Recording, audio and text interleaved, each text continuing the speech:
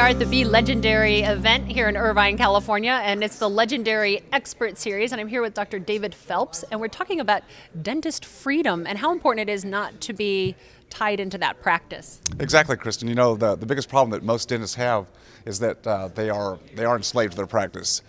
We learn a craft, we learn a trade, which is very, very important to do, but then it's all about us. And without an exit strategy, without a way to create a real entrepreneurial business, we are actually chained to that business. Secondly, dentists have a difficult time with exit strategy. How do I finally get out of the practice? You know, what do I create to have passive income streams so I can do that as well? You know, when I think about dentists, I think about them being in the office. It's usually one man and like 4 female hygienists. Four, 5, or 6 or 7 sometimes is exactly what it is. So yeah, you're right. I mean, we kind of live in a vacuum, or we practice in a vacuum, and without the ability to get out and talk to other professionals that are having the same problems, we feel like it is all our problem, that life's unfair, and what's happened to that dream that we had, a vision we had of what practice should have been or what it was going to feel like.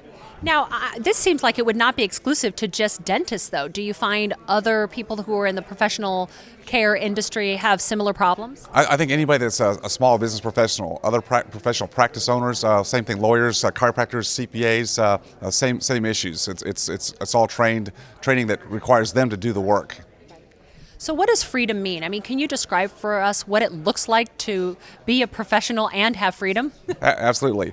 Freedom to me is doing what you want to do, when you want to do it, and with whom you want to do it with. And that's really what I love about what I do today, because I get to work with really, really great people who for no fault of their own, are still in a mindset where they think that it's all about them. But that's really what freedom is just living your life on your own terms with options in place. So in your research, what are some of the challenges that you see that these professionals face that it's just hard for them to overcome? Yeah, I think the biggest thing is it's the mindset.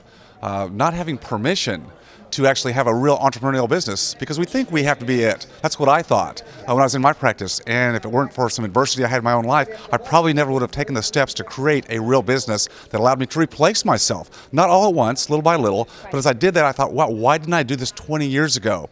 It's a mindset. We don't come out of school with training to run a business. We have that craft or that specific training, but we don't know anything about running a business or leveraging systems, operations, building a team. These are things that are very foreign to us, and we just have to try to learn just going through the steps in real life, and that's not really a good way to run a business. David, it sounds like you're a real expert in the whole idea of working smarter, not harder.